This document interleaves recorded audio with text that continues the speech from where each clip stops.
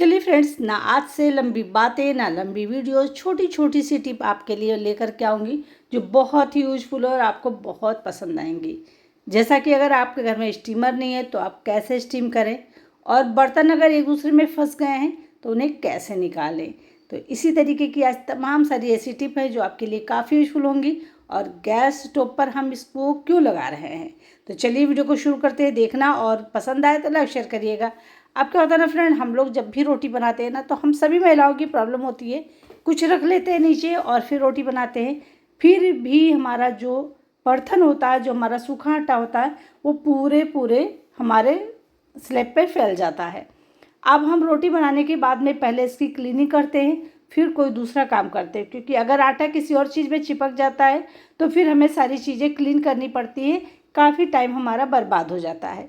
तो इससे बचने के लिए एक बहुत ही छोटा सा जुगाड़ है। तो चलिए पहले मैं इसको क्लीन करती हूँ, फिर आपको दिखाती हूँ कि जुगाड़ क्या अपनाना है जिससे आपका आटा बिल्कुल नहीं फैलेगा और गिरेगा तो उसी पे रहेगा और आपको एक पैसा खर्च भी नहीं करना है। अब इस तरीके के जो बैग हमारे घर में आते हैं ना, बहुत सारे होते हैं। अगर आप चाहते हो कि इससे और बड़ा हो जाए तो आप इसको खोल सकते हो, बड़ा कर सकते हो, नहीं तो इतना सफिशिएंट है, आप इतने में आराम से काम कर लोगे और आपका जो सूखा आटा पूरे स्लेब पे फैलता है, फैलेगा नहीं। अब देखिए यहाँ पे हमारा जो बर्तन है आटा रखने वाला वो भी आ गया है, हमारी चौकी भी आ गई है। अब आप आराम से रोटी बनाइए, जो भी आटा गिरेगा इसी पे गिरेगा, और इसे रोज़ रोज़ धुलने की भी ज़रूरत नहीं है, और अगर धुलना पड़ता है तो बहुत ज़्यादा मेहनत भी नहीं पड़ती है। तो आज के बाद में इस तरीके की कैरी बैग को फेंकने से पहले एक बार सोचिएगा, क्योंकि ये हमारे लिए काफ़ी यूजफुल है। और इसको रख करके जब रोटी बनाते हैं तो बिल्कुल स्लिप भी नहीं करता हमारी जो चौकी होती है। तो उम्मीद करते हैं काफ़ी यूजफुल होगा, और इस तरीके से उठाइए और आटे को फेंक दीजिए और इसको झाड़ करके रख दीजिए। तो कैसी लगी ये छोटी सी टिप, उम्मीद करते हैं आपको पसंद जरूर आई होगी और आपके लिए भी थोड़ी सी सहूलियत हो गई होगी इस काम के लिए। चलिए बढ़ते हैं नेक्स्ट टिप की तरफ। अब हम किचन में चाय बनाएं, दूध गर्म करें, दाल बनाएं, चावल बनाएं, कुछ भी बनाएं, और इस तरीके की प्रॉब्लम ना हो, ऐसा हो नहीं सकता है। आप सोच लीजिए कितना सारा काम बढ़ गया। पहले तो चाय फैली, बर्तन तो गंदा हुआ, कोई बात नहीं, अब गैस स्टोव गंदा हुआ है, साथ ही साथ नीचे हमारा सरफेस जो है ना वो भी गंदा हुआ, क्योंकि चाय जो है इस तरीके से बह करके नीचे आएगी। अब ये नीचे गिरेगी तो फर्श भी गंदा होगा, स्लेब भी गंदा हुआ, गैस स्टोव भी गंदा हुआ और हमारी चाय भी फैली। तो हमें अब इसके लिए बहुत सारा टाइम खर्च करना पड़ेगा। तो हम क्या करें, जिससे कि हमारी अगर चाय, दूध, पानी, दाल, चावल, सब्जी कुछ भी बॉयल होकर के गिरती है ना, तो हमारे गैस स्टोव पर ही रहे, मतलब बर्नर के पास में ही रहे, इधर उधर बिल्कुल ना फैले और हमें इतनी मेहनत ना करनी पड़े। जैसा कि आप देख सकते हैं, आपके सामने ही मेहनत करने में लगी हुई हूँ, लेकिन फिर भी अभी आपको दिखाती हूँ इसका लाइव रिजल्ट कि पूरा चाय तो इसमें भरा पड़ा है। ये देखिए, ऐसा ही सभी के साथ में होता है, कोई मेरे साथ स्पेशल नहीं होता, सबके साथ में होता है। आप क्या करें जिससे कि ये प्रॉब्लम से हम बच जाए। चलिए चाय हटाते हैं, फिर दिखाते हैं आपको प्रॉब्लम। अब आपको यहाँ पर लेना है एक सिल्वर फॉइल। सिल्वर फॉइल एक ऐसी चीज़ है जिसे आप किसी भी शेप में अच्छी तरीके से कन्वर्ट कर सकते हैं, उन्हें शेप दे सकते हैं। तो यहाँ पर इस तरीके से गैस स्टोव के पास में हमने बर्नर निकाल दिया, उसके बाद में इसको दे दिया एक शेप। अब ये बन करके रेडी है, चलिए इसको कट कर लेते हैं। तो यहाँ पर मैंने कैंची उठाई है और आराम से इसको मैं थोड़ा सा ज़्यादा, मतलब जहाँ से निशान है वहाँ से थोड़ा सा ज़्यादा कट करूँगी, जिससे कि मैं कॉर्नर को थोड़ा सा मोड़ पाऊँ। तो इसको मैं चारों तरफ से घुमा घुमा करके इस तरीके से कट कर लूँगी। और बहुत ही सिंपल सा तरीका है, लेकिन ये काफ़ी यूजफुल है। अगर आप भी इसको अपनाती हैं तो आपकी ये प्रॉब्लम सॉल्व हो जाएगी। कोई भी चीज़ अगर गिरता है तो आपको परेशान होने की ज़रूरत नहीं पड़ेगी। तो चलिए फटाफट इसको कट करते हैं, फिर दिखाते हैं आगे इसको लगाना कैसे है आपको, क्योंकि बहुत सारे लोगों को तो ये टिप पता होगी, लेकिन बहुत सारे ऐसे लोग होंगे जिन्हें ये टिप पता नहीं होगी और ये परेशान होते होंगे, रोज़ रोज़ इस प्रॉब्लम से जूझते होंगे।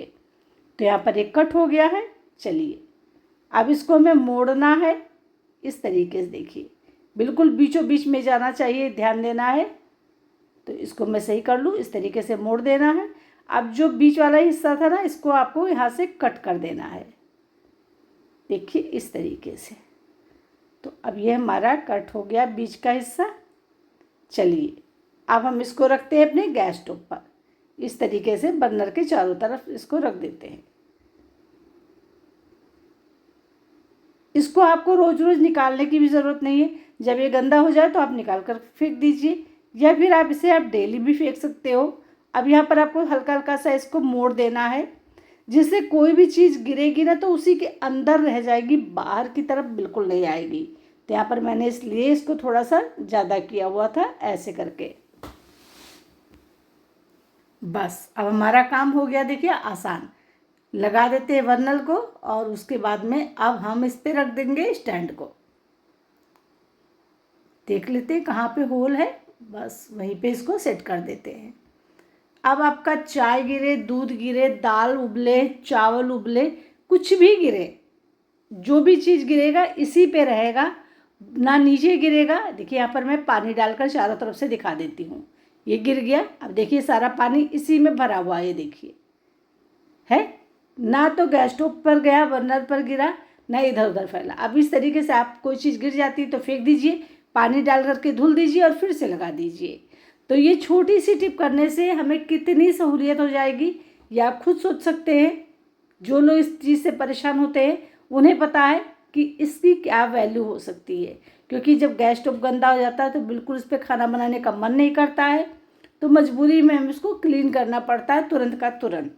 तो आज के बाद में इस तरीके की प्रॉब्लम से आप बच जाएंगी और आपका काम जो घंटों का था वो मिनटों में हो जाएगा। उम्मीद करते हैं टिप आपके लिए काफ़ी यूजफुल होगी और सभी को ये पसंद भी जरूर आई होगी। चलिए बढ़ते हैं नेक्स्ट टिप की तरफ। नेक्स्ट टिप भी है बहुत ही यूजफुल। अब हम लोग रोटी बनाते हैं तो कभी कभी क्या होता है, हम लोग रोटी को 2-4 रोटी बनाए जिसको ज़रूरत हुई खाने की बस उतनी, बाकी का आटा हमने उठा के रख दिया। अब हम लोग क्या करते हैं, कुछ इस तरीके से आटे को रख देते हैं फ्रिज में उठा करके। घंटे आधे घंटे बाद जब हमें फिर से रोटी बनानी होती है तो आटा हमारा काफ़ी हार्ड हो जाता है और वो बिल्कुल रोटी उससे बनती नहीं है। अगर हम ज़बरदस्ती बनाते भी हैं तो वो फूलती नहीं है। तो हम क्या करें जिससे कि हमारा आटा बहुत ही अच्छी तरीके से रखा रहे और बिल्कुल ख़राब ना हो, टाइट ना हो, हम आसानी से तुरंत उसकी रोटी बना पाएँ। तो आपको लेना है सिल्वर फॉइल। सिल्वर फॉइल का छोटा सा टुकड़ा आपको चाहिए, बहुत ज़्यादा बड़ा टुकड़ा ज़रूरत नहीं पड़ेगी। जितना आपको आटा यूज करना है उतना आप ले लीजिए और इस तरीके से रख करके आप इस पर रैप कर दीजिए। अब आप उठाइए उसको, जैसे रखते हैं जिस बर्तन में उसमें रख दीजिए। अब फ्रिज में आप रख दीजिए। आप 2, 4, 6 घंटे बाद भी अगर इस आटे को निकालेंगे ना तो मैं आपको लाइव दिखाती हूँ। मैंने सुबह रखा था और अब मैं शाम को इसको इस्तेमाल करने जा रही हूँ। जैसे आटा रखा था उतना ही सॉफ्ट आटा अभी भी रखा हुआ है, बिल्कुल टाइट नहीं हुआ है। मतलब इसमें बिल्कुल टाइट नहीं होता है। जो आटा हमारा हार्ड हो जाता है ना वो हार्ड नहीं होता है, जैसे हमने रखा है वैसे रखा रहता है। बस निकालना है आपको और तुरंत रोटियां बना लेनी। देख लीजिए, है आपके सामने रिजल्ट है। देखिए जितना सॉफ्ट रखा था बिल्कुल वैसा का वैसा रखा है और इसकी रोटियां बनेगी बहुत ही अच्छी, फूली फूली, एकदम सॉफ्ट। तो कैसी लगी टिप बताइएगा ज़रूर। चलिए अभी तो हम इसको रख देते हैं क्योंकि रोटी अभी हम बनाएंगे 1 घंटे बाद। अब चलिए यहाँ पर एक और मैजिक आपको दिखाते हैं। यहाँ पर मैंने सिल्वर फॉइल ले लिया है और मैं बना रही छोटे छोटे से बॉल। देखिए इस तरीके के इतने बड़े बड़े, जिससे लड्डू के आकार के होते हैं ना, बस उतने बड़े बड़े बॉल लेने हैं। हमें 4 बॉल लेने हैं और हमें कढ़ाई में इस तरीके से डाल देना है। देखिए अब इसमें डालना है आपको पानी। अब हम इसमें रखेंगे एक प्लेट, जो भी प्लेट इसमें सही से सेट हो जाए। यहाँ पर आप छोटी बड़ी कैसी भी प्लेट रख सकते हैं। तो देखिए मैं यहाँ पर ठीक से रख दूँ, ये देखिए। अब आप इसको कितना हिलाइए डुलाइए, इसका पानी जो ऊपर नहीं आएगा। अब आपको कोई भी चीज़ स्टीम करनी है ना, चाहे ढोकला बनाना हो, चाहे वो इडली बनानी हो, आपको जो भी चीज़ बनानी हो, चाहे फिर आपको पॉपकॉर्न मतलब स्वीट कॉर्न बॉयल करना हो, कोई भी चीज़ आपको स्टीम करना हो, बहुत ही बढ़िया तरीके से स्टीम हो जाती है और इतनी अच्छी, इतनी टेस्टी रहती है। जैसे कि आप स्टीमर में स्टीम करते हैं ना, बिल्कुल वैसे ही स्टीम होती है। तो आपको देखिए यहाँ पर स्टीमर खरीदने की ज़रूरत नहीं पड़ी, बहुत अच्छी तरीके से आपका वर्क हो गया। अब इसको आप निकाल लीजिए, यूज करिए और जो भी चीज़ आप बना रहे हैं वो एकदम परफेक्ट बनेगी। यहाँ पर आप केक भी बना सकते हैं, मतलब यहाँ पर आप कोई भी चीज़ स्टीम करने वाली बना सकते हैं। जब आप इसका इस्तेमाल कर लीजिए उसके बाद में आप इस तरीके से इसको निकाल दीजिए, ये उठाइए बॉल और रख लीजिए। जब आपको फिर से यूज करना हो तो आप फिर इसको उठाइए, यूज कर लीजिए। साथ ही साथ कढ़ाई भी आपकी हो जाएगी एकदम चमाचम नए की तरह चमकने लगेगी, कितनी भी गंदी होगी। चलिए बढ़ते हैं नेक्स्ट टिप की तरफ। अब एक प्रॉब्लम से हम लोग हमेशा जूझते हैं कि अक्सर हमारे जो ग्लास होते हैं या कटोरी होती है ये आपस में फंस जाती हैं और बिल्कुल निकलती नहीं है। एकदम से देखिए जाम हो गई है, घंटों से मैं इसको लगी हुई हूँ लेकिन ये नहीं निकल रही है। फिर मेरे दिमाग में घंटी बजी, अरे मेरी माँ एक मुझे टिप बताया करती थी, चलिए उसको आजमा कर देखते हैं। बहुत ही कमाल की टिप है। तो जब भी आपका कोई बर्तन इस तरीके से फंस जाए ना, तो कोई बर्तन ले लीजिए और पानी ले लीजिए, धीरे धीरे पानी इसमें डालने की कोशिश करिए। अगर 2-3 बूंद भी पानी चला जाता है तब भी आपका काम हो जाएगा। तो इस तरीके से आपको थोड़ा सा टाइम देना पड़ेगा, हल्का हल्का पानी डालना पड़ेगा जिससे इसके अंदर थोड़ा थोड़ा पानी चला जाए, क्योंकि और उसके बाद में बचा हुआ पानी जो है इसके ऊपर डाल दीजिए। देखिए इस तरीके से अभी आप देखोगे मैजिक, 1 सेकेंड भी नहीं लगेगा और आपका जो बर्तन है फंसा हुआ वो एकदम निकल जाएगा। आप गैस पर इस तरीके से रख दीजिए और देखिए गैस को ध्यान से, ग्लास को देखिए, देखिए ग्लास ने अपने आप को फेंक दिया ऊपर को। बहुत ही बढ़िया सा टिप है, 1 मिनट भी नहीं लगता है और तुरंत का तुरंत आपका काम हो जाता है। इतना सरल तरीका शायद ही आपको कोई बताएगा। मुझे भी ये याद नहीं था, एकदम से याद आया कि हाँ ये मेरी माँ जो थी वो किया करती थी जब भी कोई बर्तन फंस जाता था। कभी वो हम लोग को डांटती नहीं थी, बहुत अच्छे अच्छे टिप अपनाती थी जिससे उनके काम हो जाते थे बहुत ही आसान। तो इस तरीके से आप भी अपने काम को आसान बना सकती हैं। तो चलिए फ्रेंड, मिलते हैं नेक्स्ट वीडियो में, तब तक के लिए बाय बाय।